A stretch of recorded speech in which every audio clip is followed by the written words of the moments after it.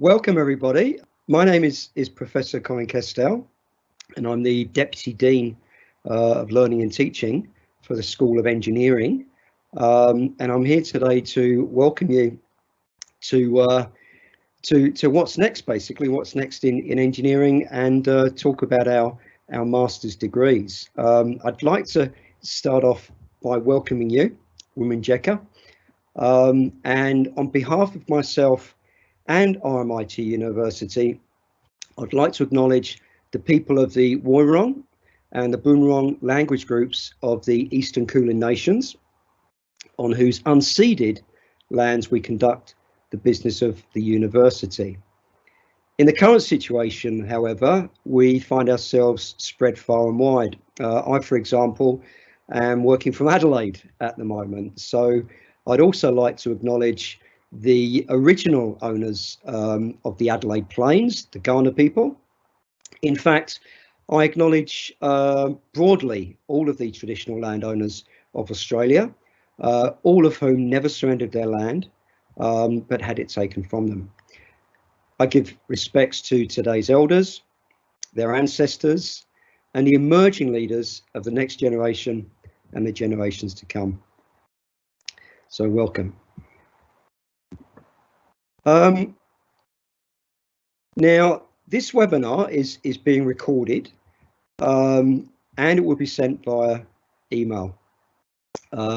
It's an open question and answer session that will be held 15 minutes at the end of the webinar, and there's also a brief survey after the event. Now, I'm just gonna, I don't actually have my my chat open at the moment, so I'm just going to turn my chat on just to make sure that I can see if any questions are coming through. I do have my chat on now, so I can keep an eye on what's coming in. So what we're going to be looking at today will be a number of master's programs that is offered by the School of Engineering. So we're looking at engineering, and engineering basically gives you an opportunity to develop internationally recognized skills in engineering, mainly around creating products, systems and structures and services that transform industry and directly improve the lives of people. Now, what you should be looking at now is a slide of the master's programs that we offer in the School of Engineering. And from the top there, we have the Master of Engineering Aerospace. And just moving down the list there, I won't read them all, but in the time it takes me to read the bottom one, I'm sure you'll be able to read all of the list yourself.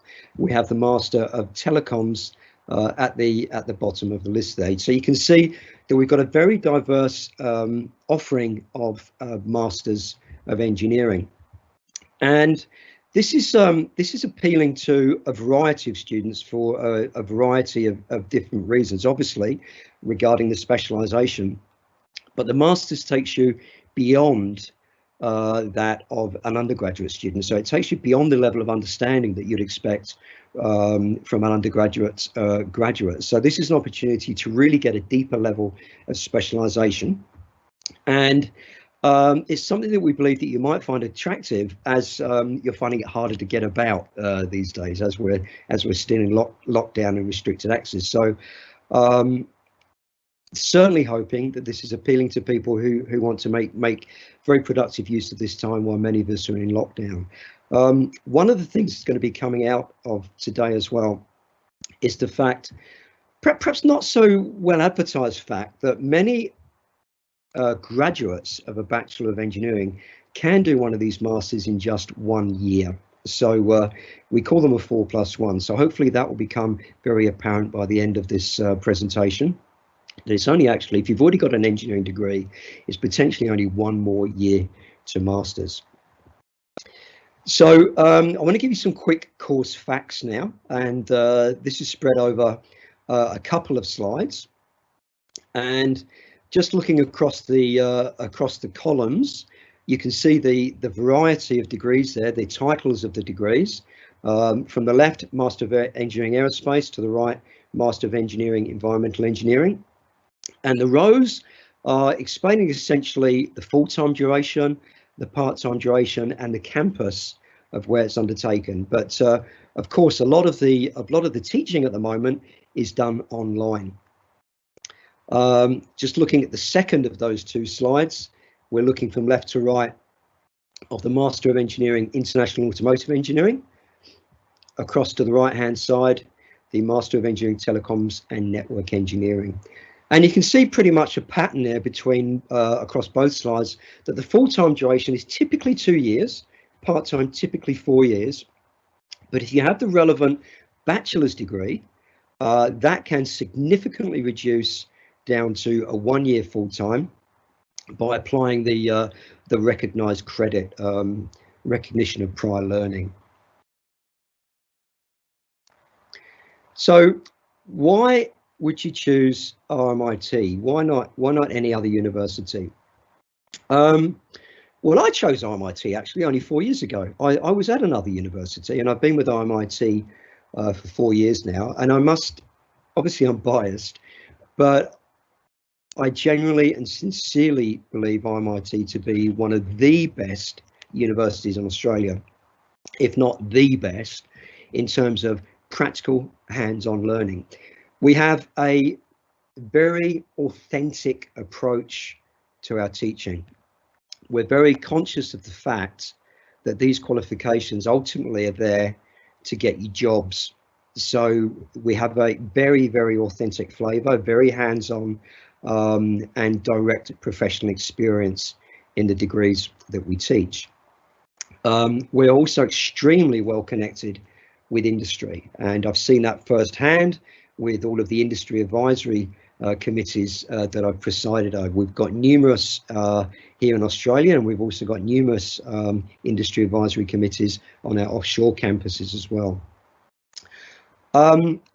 Many of our Masters of Engineering are now fully accredited with Engineers Australia. We went through accreditation process renewal just over a year ago, and the documentation's come through to reflect that those masters have they've moved from provisional to full accreditation status. By having accreditation with Engineers Australia, it effectively means that your engineering masters is professionally recognised across the world, in many countries across the world, 18 in fact, who are signatories to what is called the Washington Accord. And essentially this means that these other countries such as the USA or the UK or China, they're equivalent to Engineers Australia, have signed up to this accord where they each recognise each other's qualifications. So with our Masters of Engineering, you'll have that international recognition. So I mentioned earlier, perhaps prematurely, looking at this slide now, that we have a 4+1 model. What that 4+1 model means is that if you've done a 4-year engineering degree, then it's +1. I remember many years ago, Melbourne University introduced a new model to their qualifications. They called it the Melbourne Model, and they used to anecdotally refer to it as the 3+2 model. I wrote a paper shortly after that, and I think it was it's probably one of the only papers in history that doesn't have any words in it. The title was 4+1 is greater than 3+2. So I think probably the only journal paper with no real words in it. What I try to imply with that is that there's immense value in these 4+1 degrees in terms of, from your perspective, value for money. It's just an additional single year if you've already got that undergraduate engineering degree, from turning that 4-year bachelor's into a master's. If not, don't worry. We can look at what qualifications you've got, and typically that would, if you don't have an undergraduate engineering degree, that would be an additional 2 years.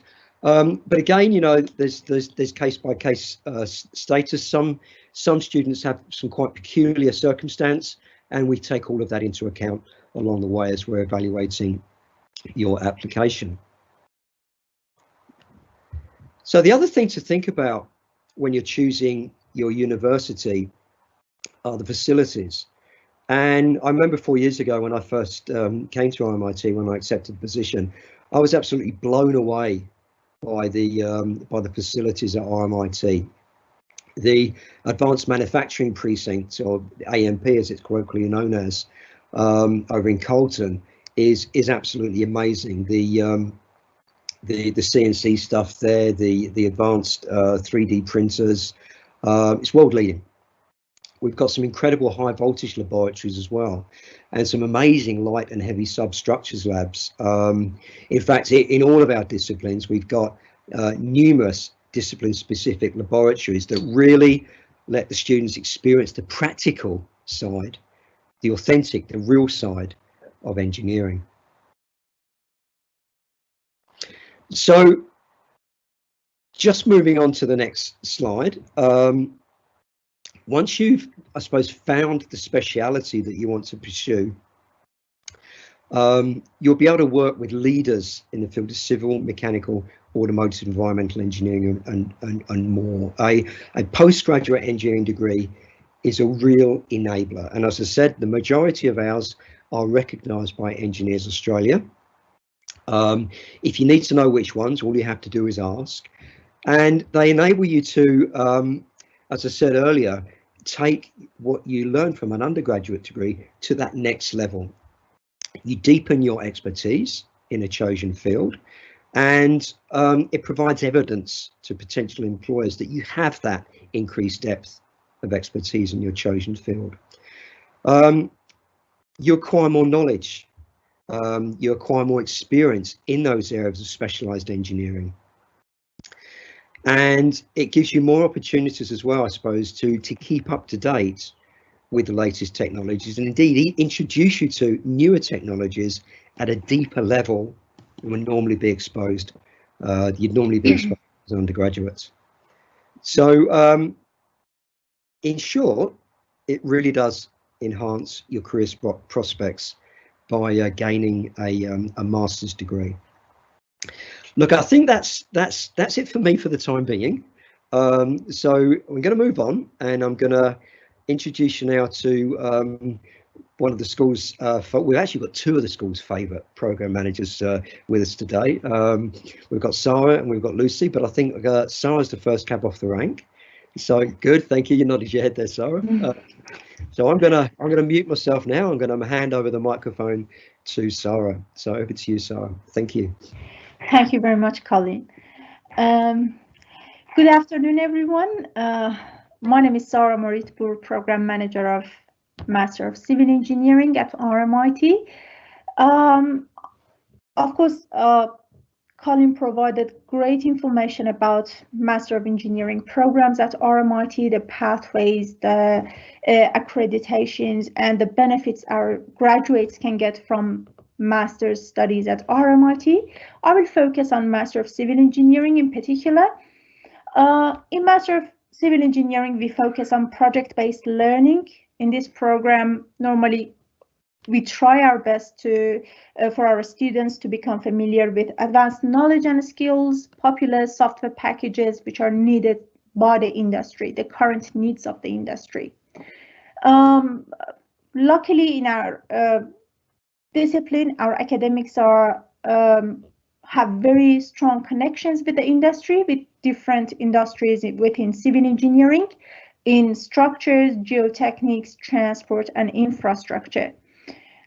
For instance, we have great connections and industry collaboration with Metro, with Department of Transport, local councils, mining industries, and also different areas of civil engineering.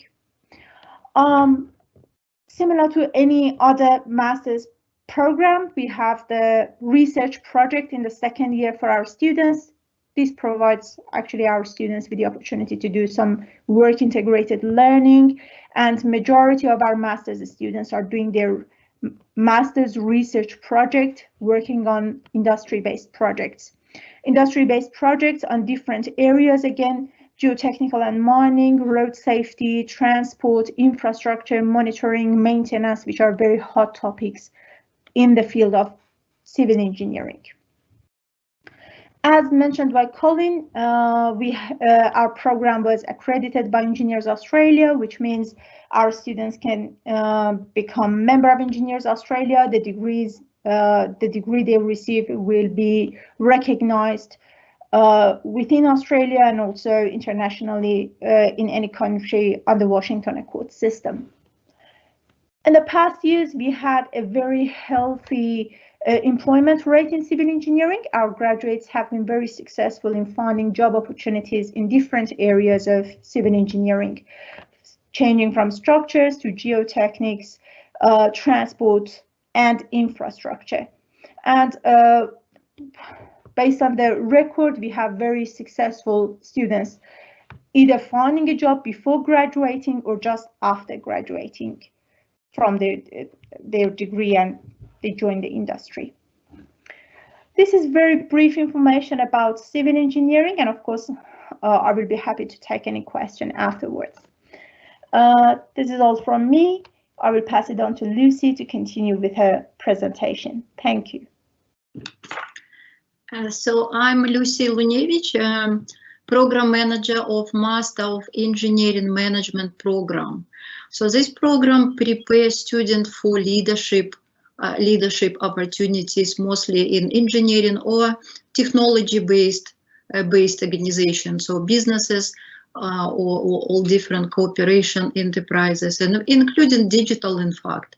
So a broad range. So Master of Engineering Management program been very a long, outstanding, successful program for last 20 years. Of course, we constantly developing program to incorporate new business model innovation, to new helping with kind of entrepreneurial skills as well. Make sure the student can step up into senior management leadership role when they completed a Master of Engineering Management program. So it's cover a broad range of skills like visibility study and leadership, building quality organization and management of technology. So it really give broad skills and expertise. So in case when our graduates graduated, they can step up into more senior leadership capacity, build business, grow business, make strategic recruitment for companies, so and help company be more productive and more profitable in the long term, as well as we frequently discussing sustainable business practice. What does it mean, sustainable practice, as market change, as economy change and technology change? So sustainability is always, we need to redefine this, what is more important.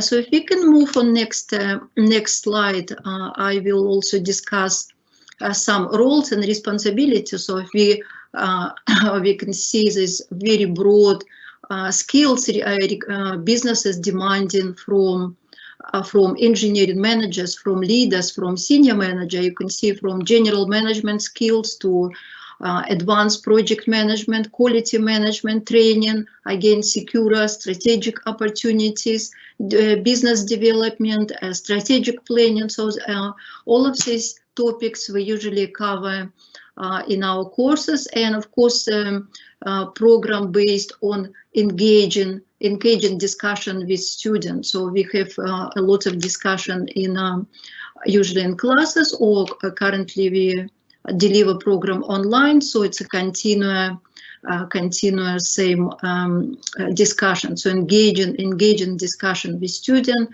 that you can learn actual real business situation and what you can do for businesses once you graduate, and you can actually secure a really good job in the future. So we have many highly experienced course coordinators who have range of expertise in research in academia and industry and consultancy. So of course they all bring in this experience to classroom, so to help you to grow and to build your area of expertise, so while you study. So we also offer 4+1 program. So if you come from engineering background or science background, so you can actually apply for Master of Engineering Manager, and it can take you to many, of course, different directions, because it gives this amazing opportunity for building these leadership skills and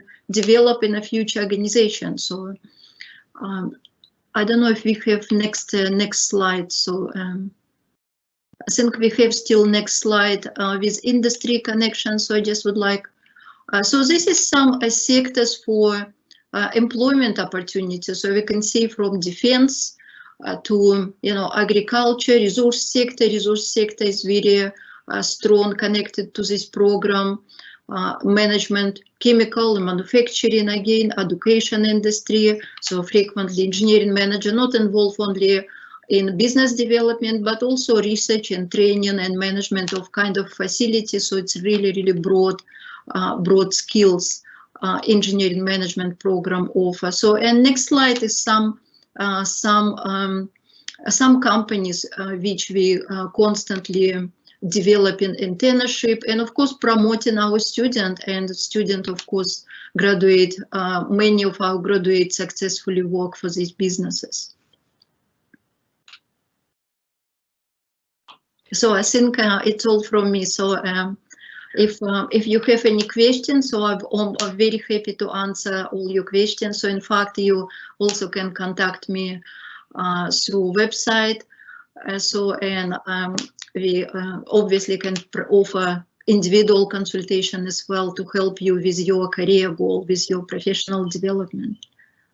Thank you very much for that, Lucy. And it was interesting to see that last slide with a fairly substantial list there of the industry partners we have. In actual fact, that's just the tip of the iceberg. Mm-hmm. Every year we run what's called Ingenious, which is a big celebratory showcase of all of our undergraduate student projects, and we hire 3 bays of the Melbourne Convention and Entertainment Centre to do this. It's a great networking event with industry. We have over 200 industry judges. We'd have had more, but we had to turn judges away, and it just gives you an indication of the vast network that we have with industry. So look, if you come to RMIT to study, the one thing that's pretty much guaranteed is you'll be interacting with industry, and you'll be having genuine, authentic experience. Now I'm noticing a couple of questions come up in the question box there, so I might dive in with the first one, but I don't want to hog the microphone. So Sarah and Lucy, please take over from me if you want to, or join in or whatever. Sure. The very first one that I saw come up was, what area of engineering is booming? Do you foresee construction continuing to grow? Look, I think if I'm going to be perfectly honest, what you need right now, amidst the disruption that we've never seen before, is a crystal ball. But if you look back on the way government have sort of bailed themselves out of recessions, they invest in infrastructure. Now, like a good a superannuation scheme, past performance is not an indication of future performance, but you'd have to think that there'll be a lot of investment in infrastructure. Now, you might look at that and think, okay, tunnels, buildings, skyscrapers, whatever, that's just civil engineering. Well, of course, a big part of it is civil engineering, but think about all of the other aspects of engineering that feed into that as well. Think about all the electrical infrastructure, mechanical infrastructure, the leadership as well around that sort of infrastructure. So yes, I think there will be a boom. But, like, I could sit here and profess to be some expert that knows exactly where that's going to be, but I wouldn't be being honest with you. But you'd have to think that there's going to be a bit of a boom coming. Lucy, so I don't know if you want to add to that one. So currently, actually, resource sector is booming. So in resource sector, of course, in resource sector, frequently students need to fly in, fly out. However, again, it's a demand for mechanical, electrical, management skills. All of these skills in demand, and of course many mine now digital mines, so they operating actually from computers. So many CEOs now operating mining mining industry from laptop. So many sectors are still booming. Digital market absolutely booming now. So construction probably slightly less. However, it's still doing well in Australia. So it's still doing very well in Australia, United States as well. So Canada. So resource sector, mining, oil and gas, LNG booming currently in Australia. So regardless of impact, so it's just nature of current market. Well, one thing I can say to that as well, I mean, like if you're thank you for that, Lucy, but one thing I can add to that as well, if you're looking for a secure profession and you want to look at a secure profession by comparison, engineering is probably about as secure as it comes. So you can't go too far wrong with making a choice in engineering. There's another question. So Sarah, did you want to add anything to that before? No, the answer to this question was perfect. I don't have anything to add on. Thank you. Thank you very much. Look, there's another really good question that's come up. I'm not seeing names here. They're being anonymized to me. So my apologies for not saying your name as I read your question out. But somebody's about to graduate from their honours, and they're wondering whether we recommend they go straight into a master's or spend some time in the workforce.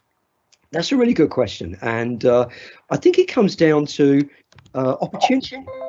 You know, if the opportunity prevails to get the job of your dreams, well, of course, take it. You know, why would you wait? But one of the things we've got at the moment is there's a bit of a restriction on opportunities, you know, because the economy slowed down. There's a lot of restrictions because of COVID-19.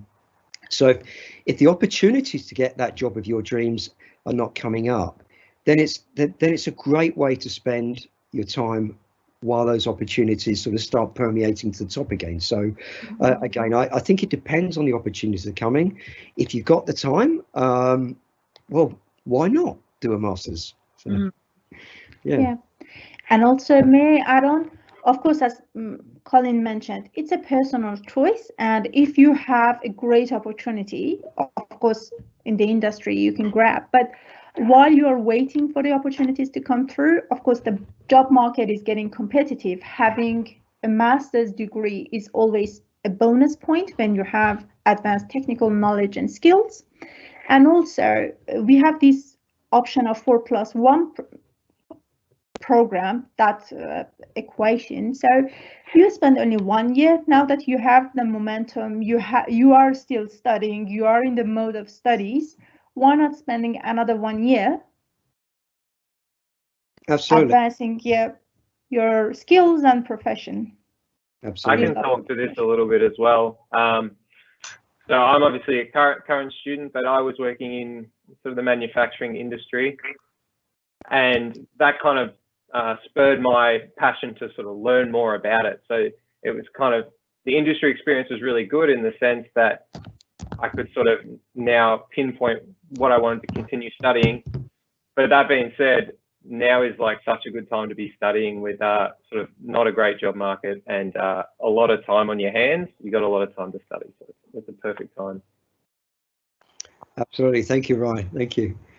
I'm just looking down the question list again, and there's another really good one that's come in. Somebody would like to pursue a master's. Yeah, good choice. They're a mechanical engineer from the Philippines, and they've been working more than 15 years as a CAD designer. Already are members of Engineers Australia via migration assessment. Will my bachelor's degree be accredited? Look, the key thing there is the reason that degrees are accredited is for you to pursue, for you to easily pursue membership of Engineers Australia. If you've already got that membership, then the attraction to the masters is not so much about that membership. It's more focused on having that deeper understanding, that deeper specialization, and having that perception of being a master, literally a master of engineering, and being at that next level. Those, as I say, that have taken the 4+1 pathway as well, likelihood is if it's an Australian 4-year engineering degree, that will already be accredited. So the the accreditation attraction for the masters probably isn't really, that's not the main attraction. It's about that deeper body of knowledge. However, there will be a number of people that have a non-accredited undergraduate qualification, and this is where the masters really helps their membership to Engineers Australia and helps to have their qualification internationally recognised by any other engineering associations who are members of the Washington Accord. I hope that answers your question. Anyone else want to chime in on that one? No? Okay. I think that's it. Yeah, it's very good advice, so yes. Yeah, thank you. I can only see, now that's the last question that I can see, so I wonder if our question coordinator has any more, whether they can send them through, please.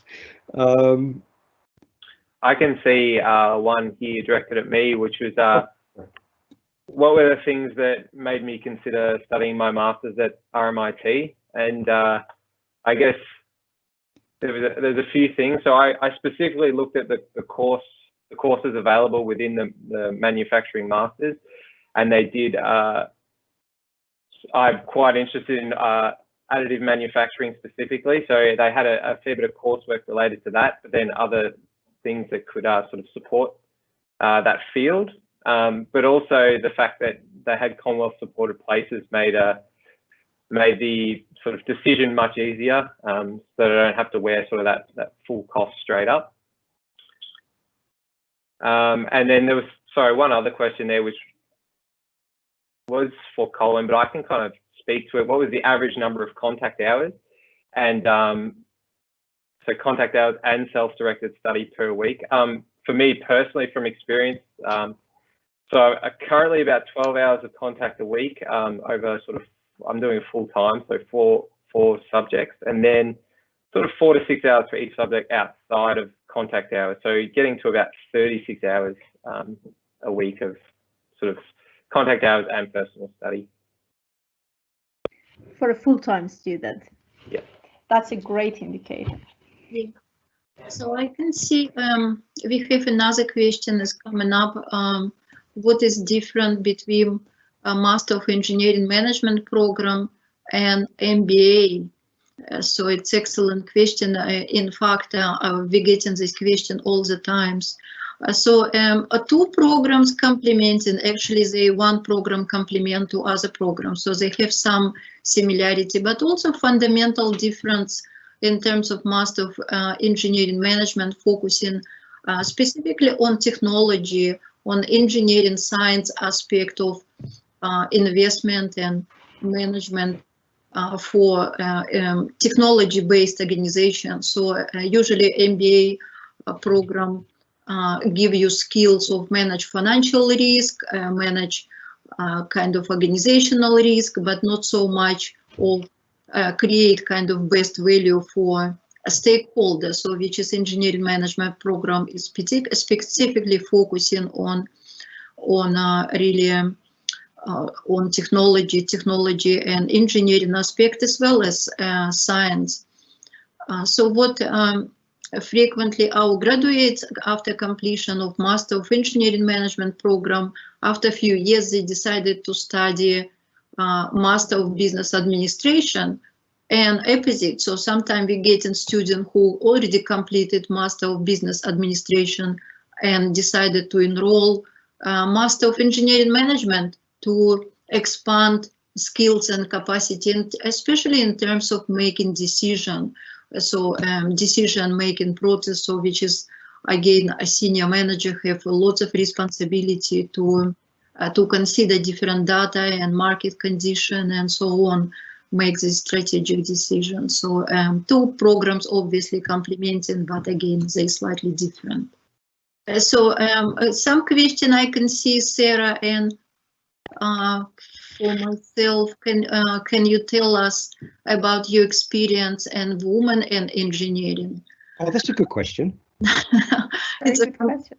Fantastic question. Sarah, would you like to?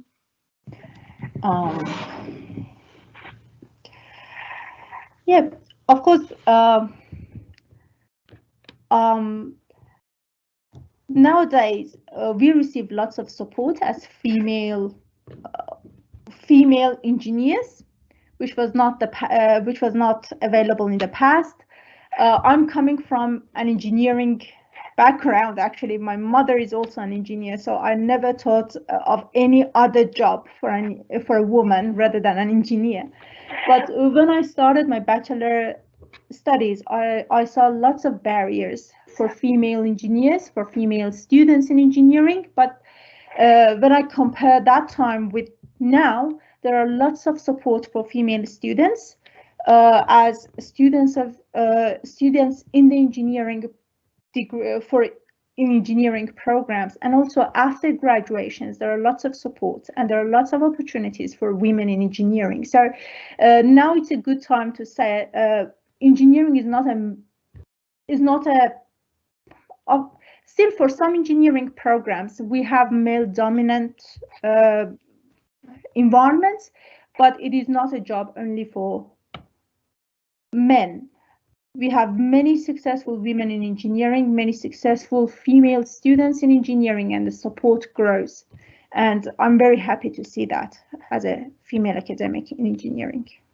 Yeah, so talking about myself, so I also started my career in engineering, and I spent around 8-9 years as a design engineer, designing complex systems, so for kind of residential development and some industrial system, quite complex.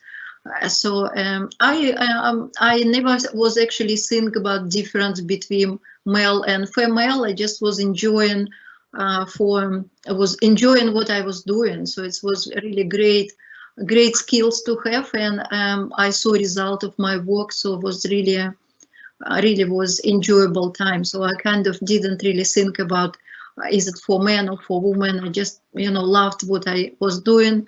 But of course, after some time, it's moved me to business. So I start kind of running business, and then involved in sort of my career path kind of changed. So however, I believe engineering skills is a great contribution to society, to economy. So whoever have engineering degree can be proud of these skills, because something you can do, build infrastructure, design, construct, evaluate, whatever. So everybody contribute from your skills. So thank you, Lucy. Like, just to add to that, I recognise I'm not I'm probably the least qualified to this subject, being a middle-aged white grey-haired male. But one of the things I did notice when I came to RMIT was how supportive it is of everybody's differences. I've never had the pleasure to work in such a safe, supportive environment where everybody's differences, whether they're about gender, whether about culture, are so respected and so supported. Engineering as a profession is moving in the right direction. It's not there yet. It's got a way to go. There's a general generational change that is sweeping through, but it's definitely moving in the right direction. It's definitely more supportive than it was, say, 5 years ago or 10 years ago. But I'm speaking way too much on the subject myself. I'm probably the least qualified anyway. Look, a couple more questions coming in there.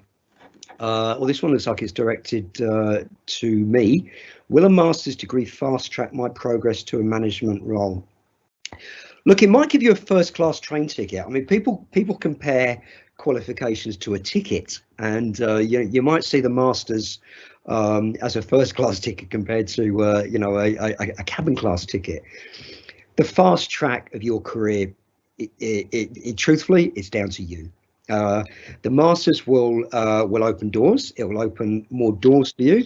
But in terms of how fast your career goes, that's going to be down to you. That's going to be down to your own motivation, your own people skills, the way you get on with people, the way that people respect your wisdom, your knowledge. So yeah, it's not a magic bullet. It will open doors, but the trajectory of your career after that is really down to you and how you perform in your workplace. It's one for you now, Ryan. After me, I think. The question: what are your plans for the future? I didn't know I'd be given an existential crisis. I guess from this degree, or from this master's degree, I guess my plans are to work in more technical roles. So I was working in fast-moving consumer goods in Australia, some of the manufacturing that does exist here. However, I'm like a lot more interested in sort of the newer technology. So, and I guess looking at sort of manufacturing in the space industry, or some of the very big EV markets that are emerging. That's sort of where my interests really lie. So that's why I decided to go to RMIT, to get that sort of hands-on experience that I can in those like very specific parts of that manufacturing field. I've been lucky enough that a lot of my lecturers have actually got quite good industry contacts, and have put me in contact with industry in Melbourne. I was offered globally if they wanted to link me up with anyone, but yeah, within Melbourne, so that I can get that sort of further that hands-on experience, so that I can hopefully post-degree, get into the roles that I want to. Thank you for that, Ryan. I'm conscious that we're getting short of time. There's two quick questions, so I'm going to met with the first one's more the statement that I've got to mention than a question. RMIT Engineering has about 20 student support groups. So these are groups, student interest groups, that have been set up by students. One of the most amazing groups that has been set up in recent years is one that has the lovely title FIRE, and it's females in RMIT Engineering. And I've been to some of the seminars that some of the breakfast seminars that they've organised with Engineers Australia, and it is so supportive for females in RMIT Engineering. So I have to mention that it's a standout, excellent student group. Now, one last question. We're going around the table. We've been asked what is the best thing about being an engineer. I'll quickly get mine off my chest. I'm about to retire. I'm about to take early retirement. I'm retiring probably about 12 years ahead of schedule, and I'm able to do that because of engineering. When I look back on my engineering career, it has been amazing. It's been full of variety, full of fun, full of challenges, immensely rewarding, both in industry and in academia. And I could not imagine such a rich, rewarding career had I chosen any other profession. I feel very, very fortunate to be in the situation that I am today because of engineering. So quickly going around the table, who's next? Who else wants to say what is the best thing about being an engineer? So I just give very short comment. The best thing to be an engineer, make things happen. So engineers make things happen. So they designing, they do visibility study. So you look greenfield, you have no road. We come back in 2 months, you have road. So we have railway, we have so metro, tunnel. So it's all complex engineering structures which everyone can benefit, and you can't build social infrastructure, you can't build community without having this infrastructure. So very important, and engineers make this happen. And again, it's broad skills perspective. So plenty of job opportunity, I would say. So of course, again, so great skills to have. Thank you, Lucy. Sarah? Yeah. It's great to be an engineer. You can advance your skills as an engineer. You can be a problem solver. You can be creative. You can design and see the impact of what you design. You can find many ways of solving your problem. There is no one single solution for solving your problems as an engineer. And this is the great thing about engineering. It makes you think for every single project you're doing in your day-to-day lives, and you're dynamic. This is a good thing about engineering.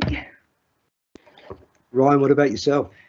Somewhat similar to what Sarah's just said, but yeah, for me, it's just, especially being educated as an engineer, it's all about learning how to think and solve problems.